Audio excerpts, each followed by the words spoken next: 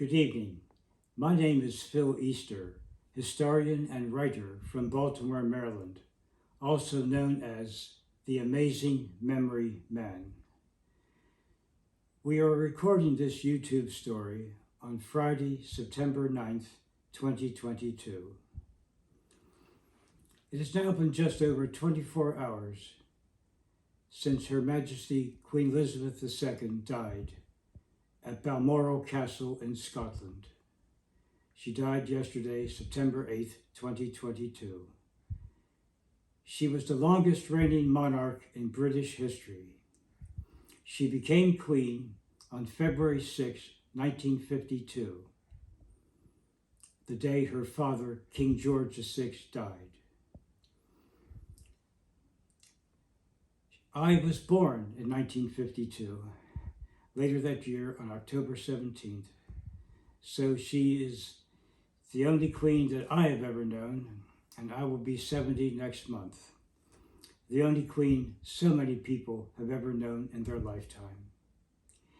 She was born April 21st, 1926. Her father, George, was the brother of Edward, who actually Edward became king in 1936. He became King Edward VIII. But an unusual event occurred, that is, he fell in love with a woman from Baltimore, Maryland, USA, my own hometown. Her name was Wallis Warfield. She had been twice divorced, and many of the British people and the press and some of the parliamentary members did not think it was right for a king to marry a divorced woman. And so he loved her so much that he decided to abdicate. And that is how his brother George became king. He became King George VI. And so his daughter Elizabeth would succeed him. And during World War II, Princess Elizabeth served in the army. She was a mechanic, repairing automobiles.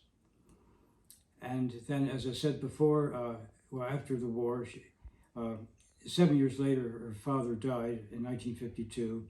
But in the meantime, she married Philip Mountbatten about 1947, and he had been a naval officer in World War II in the Royal Navy.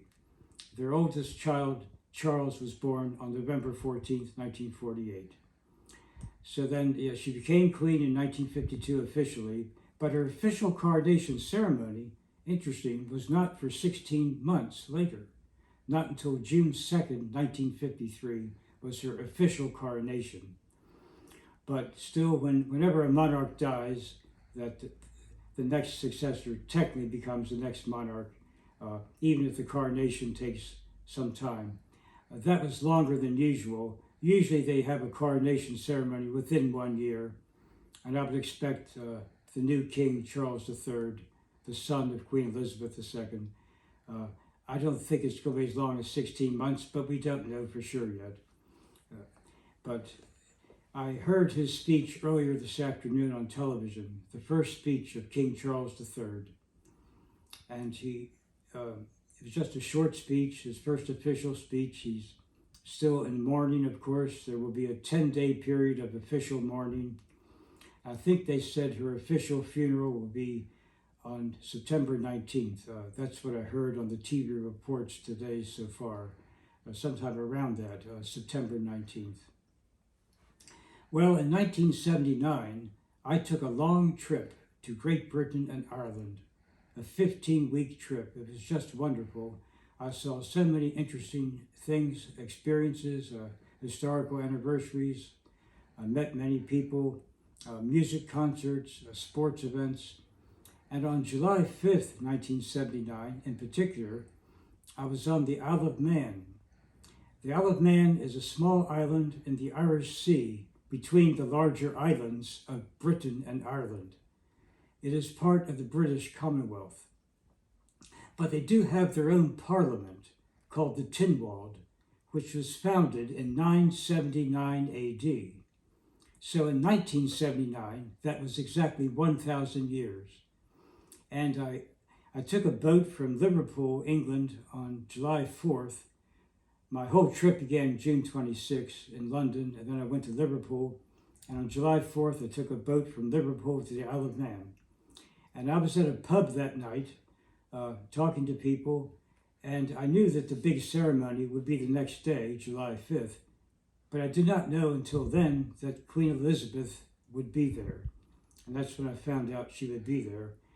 And the next day, I saw her at the ceremony. There were several thousand people. And this is a photo album of my trip to Great Britain and Ireland in 1979. And today I'm going to show the photos of the ceremony at the Tynwald. And one photo I have of Queen Elizabeth and her husband, Prince Philip, arriving in a carriage. I think they flew from London to the Isle of Man airport, but they arrived. These are pictures from that ceremony area, some police officers, and here's a special tent, and here is the picture of Queen Elizabeth and her husband Prince Philip in that carriage arriving for the ceremony that afternoon of July 5th, 1979. And it was an interesting day. Before that day was over, I met a man who was from the Isle of Man, and I was in great shape in those days. I was a long-distance runner and walker, and we climbed up the highest hill on that island, about 2,000 feet high, with just a magnificent view of so many miles away. You could see Britain, and some days he told me you could see Ireland, but that particular day was very misty and rainy on the Irish side. So it was quite a memorable day to see Queen Elizabeth II, and also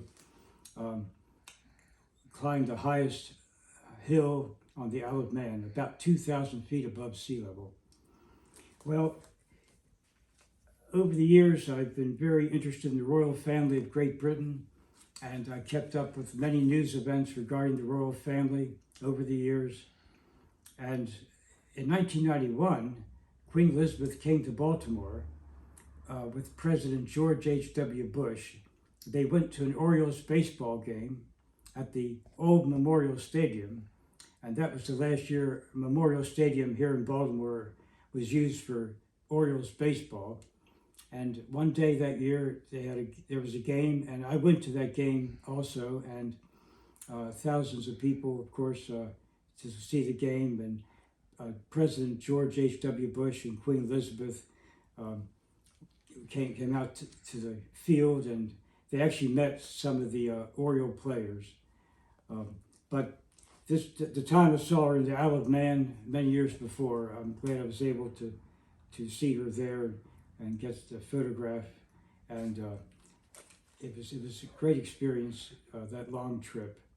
Well, it's very sad. This wonderful lady who was the monarch of Great Britain for so many years, she lived to be 96 when she died yesterday on September 8th, 2022.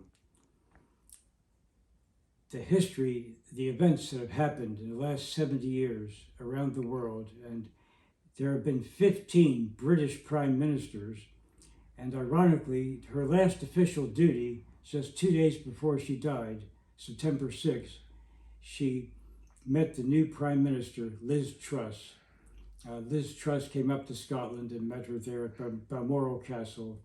And so yesterday, the first official speech that Liz Truss gives as Prime Minister is having to announce the death of Queen Elizabeth II. All that's just 2 days apart. It just shows you how Queen Elizabeth, to the last days of her life, served her country. Duty, honor, country. And she really lived that, this wonderful lady. God bless Queen Elizabeth II. God save the King. This is Phil Easter, the Amazing Memory Man. Good night.